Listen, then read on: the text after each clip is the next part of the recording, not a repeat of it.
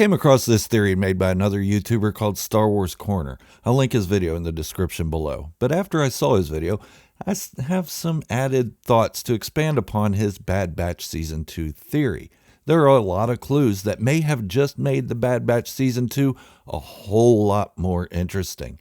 The idea is that the ship that belongs to the Bad Batch, called the Marauder, wasn't stolen at random when the squad was mining Ipsium, but rather Sid set it up to strand the clones in an effort to sell them out to the Empire.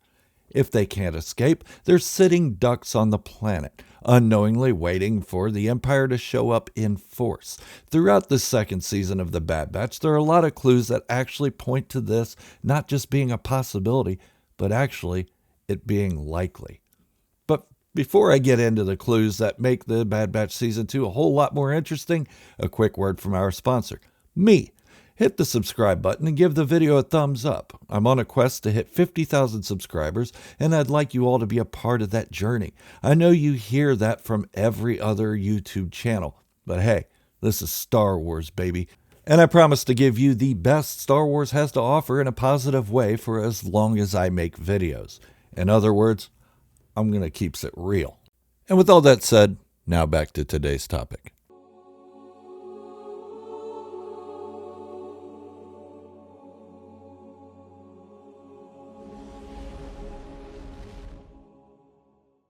We're now heading into the 10th episode of the second season of The Bad Batch, and it has so many of us wondering, where the heck is it going? So far, out of the 9 episodes released, we have only had one with Crosshair. Where the heck is that guy?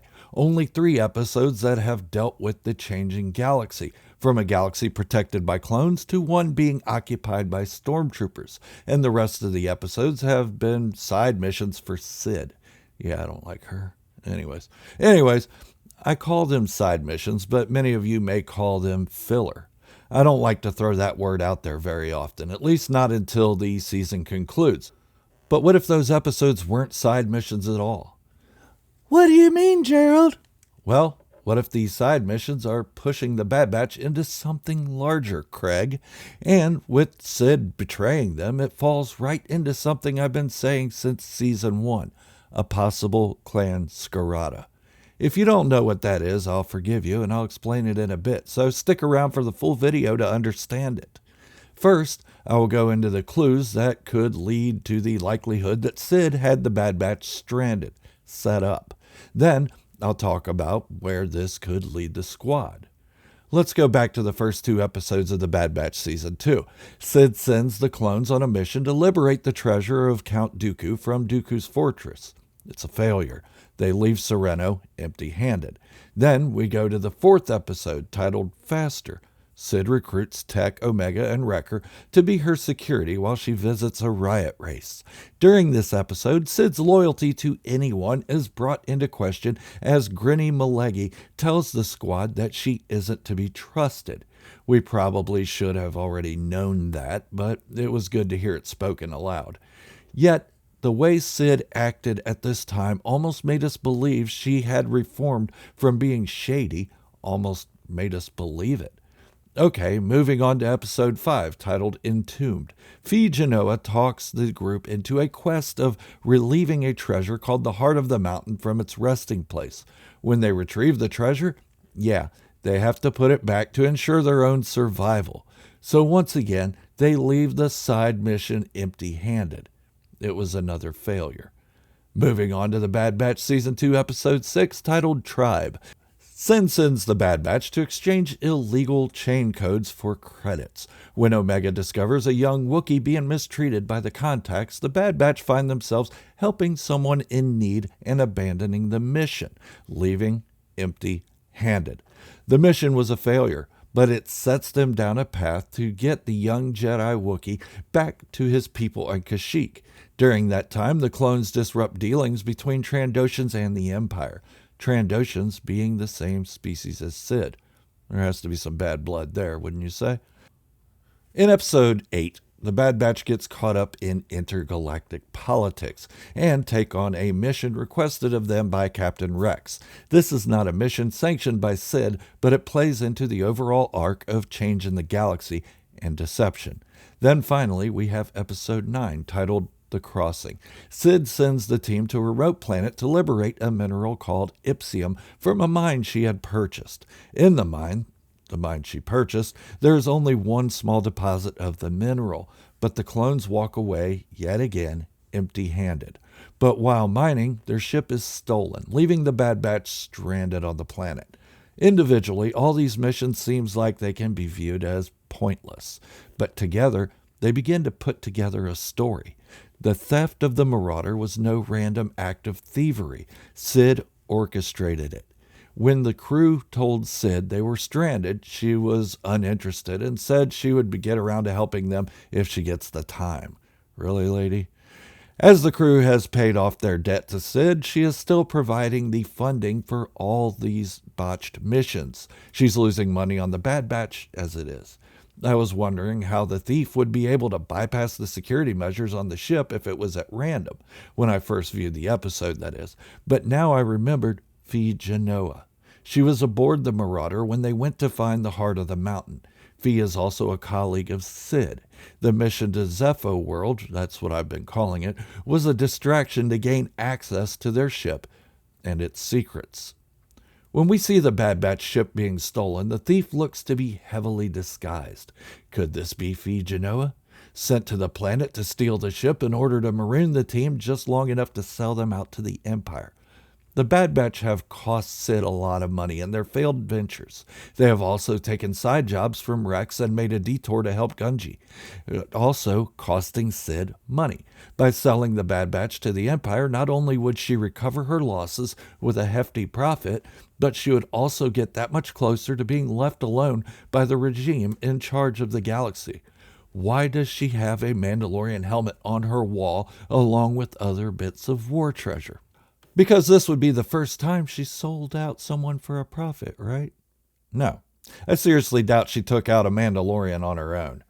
Then there's the fact that the planet the Bad Batch is stranded on is desolate, the only settlement being abandoned for some time. If the thief of the Marauder was holed up in this town, there would be evidence of recent activity. A recent fire, a dirty bowl not degraded the way other bowls left for a long period would be, or recent footprints that Hunter would be able to recognize as being made recently. No, the episode makes a point of showing us there is nothing going on in this town. This theft wasn't a random act of thievery. It was planned out. The team was followed, and the ship was taken. Yes, the clones of Clone Force 99 are valuable to the Empire, but Omega is the most valuable. Handsome bounties have been offered to bounty hunters to capture Omega, not the rest of the clones. To the Empire, Hunter, Wrecker, and Tech are just malfunctioned clones that needed to be exterminated. But Omega is special. In what way? We're yet to see that. But with Sid's betrayal, this will push the Bad Batch to a new destiny, a path that could lead one of many ways. The first being the team could just become roving mercenaries, guns for hire, or treasure hunters. But given their lack of success in treasure hunting, I don't think that one's likely. The second path could lead them to regroup with Echo and Rex, taking on the Empire however they can. But remember, in Star Wars Rebels, when Kanan Jarrus and Ezra Bridger meet Rex, Gregor, and Wolf, the clones are retired and living in solitude. If Rex continues to make trouble for the Empire, he wouldn't be thanked for his service in Rebels. He would be on top of the top 10 most wanted list. So I think if this scenario plays out, Rex, Echo, and the Bad Batch will just help clones wanting to leave the Empire, not so much fighting against the Empire. But the third scenario seems far more interesting to me, however a bit more unlikely than the second. In Legends, Jango Fett trained some clones, and those clones defected from the Republic and formed a new Mandalorian clan, Clan Skirata. Now, the Bad Batch timeline is later than what the original Clan Skirata was in Legends, but the stories are similar. Defective clones scheduled for termination, defecting, then going off on their own. The only evidence is that this may be the path that the Bad Batch is headed, is how everything is beginning to tie into the Mandalorian series through other series. Not just the story of Din Djarin, but look at the trailers for The Mandalorian Season 3. A lot of Mandalorians in it. not just one man surviving a changed galaxy. In the story of Clan Scarada, there were clones and a Force-sensitive female. If Omega is Force-sensitive, as I believe she is, this plays right into that story, thus making the Bad Batch so much more interesting leading up to it. Even if this doesn't happen, Sid's betrayal of the Bad Batch makes every episode make so much more sense. It will still tie into a bigger story regardless, but I do think Clan Scarada could still become a thing. What do you think? Let me know in the comments below. If you don't know about Clan Scarada, I'll leave a link in the description for you to check out. But definitely go check out Star Wars Corner's video. It's really interesting. And give the guy a thumbs up and a subscribe too. Let's help this guy out. He really sparked my enthusiasm for making this video. The Clan Scarada stuff was mine, and there were some other bits and pieces in the storytelling for Sid that I added to it. But overall, it's mostly his idea. And again, a word from our sponsor, me. Hit the subscribe button and give the video a thumbs up. I'm on a journey to hit 50,000 subscribers, and I'd like you all to be a part of the next phase of this channel. Until the next video, this is Gerald, a Star Wars fanatic, signing off, wishing you all great health, happiness, and peace. Thank you all for watching, and remember, this is the way, and positivity in the Star Wars fandom is the only way.